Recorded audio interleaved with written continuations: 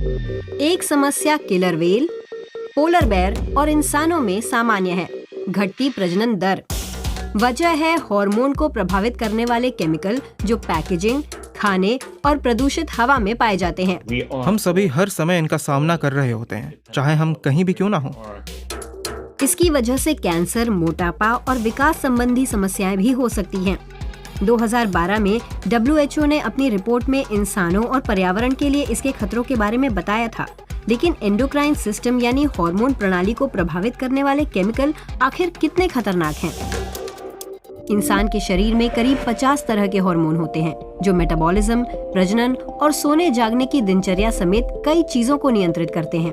ये काफी जटिल और संवेदनशील सिस्टम है।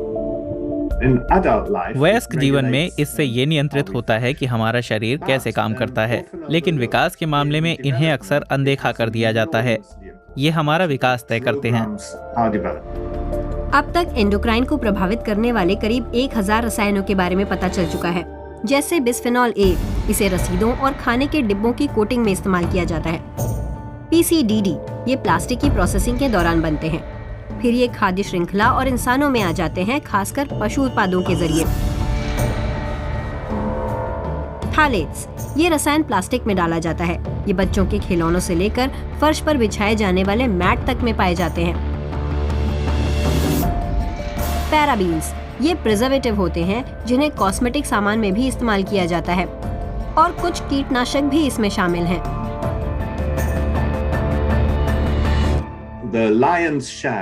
इन रसायनों का सबसे बड़ा हिस्सा खाने से आता है। दूसरा बड़ा हिस्सा खाने के संपर्क में आने वाली चीजों से आता है। तो ये पता चला कि दूध इसके लिए काफी जिम्मेदार है।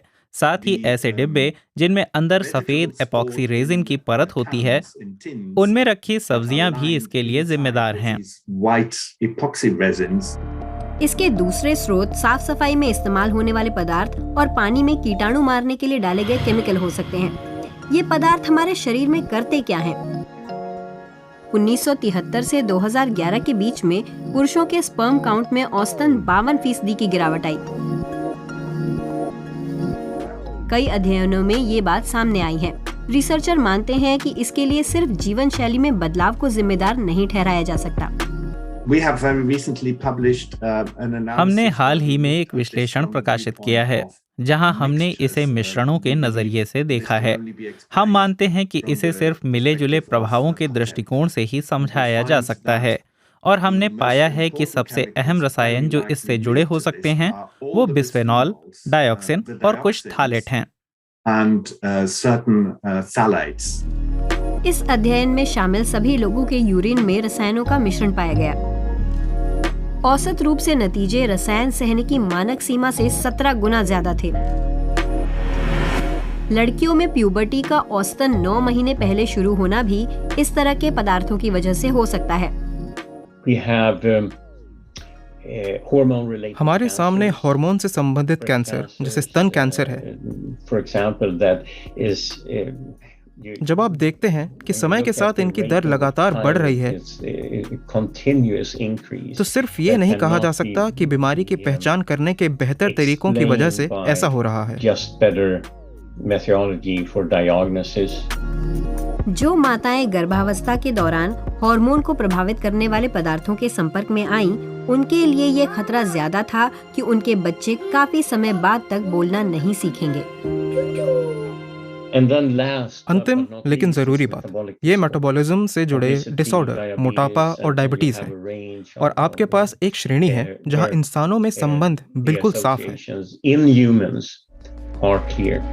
मोटापा और टाइप 2 डायबिटीज के विकास में जीवन शैली और भोजन का बड़ा प्रभाव होता है, लेकिन हार्मोन को प्रभावित करने वाले पदार्थों का भी उतना ही असर होता है।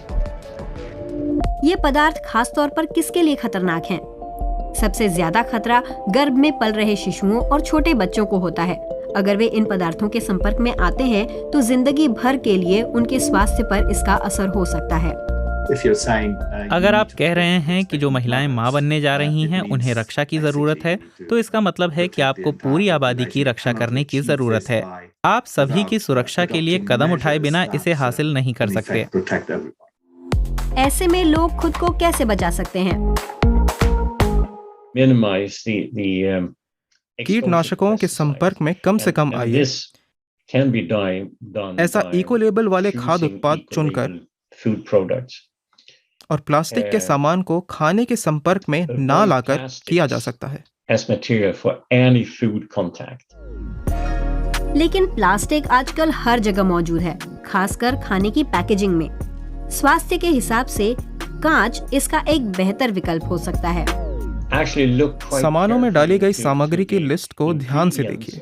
उदाहरण के लिए शैम्पू जैसे हाइजीन प्रोडक्ट, फिर ऐसा प्रोडक्ट चुनिए जिसकी लिस्ट सबसे छोटी है। लेकिन फिर भी इनसे बचा नहीं जा सकता। हमें ठोस सरकारी कार्रवाई की जरूरत है जिससे लोगों की बेहतर ढंग से सुरक्षा की जा सके, खासकर मिले जुले प्रभावों से। ये एक वैश्विक समस्या है और विशेषज्ञों का मानना है कि अब समय आ गया है कि हमारे खाने और पर्यावरण में मौजूद इन हार्मोन सक्रिय पदार्थों को लेकर कुछ किया जाए, क्योंकि ये इंसानों, जानवरों और प्रकृति के लिए खतरा पैदा करते हैं।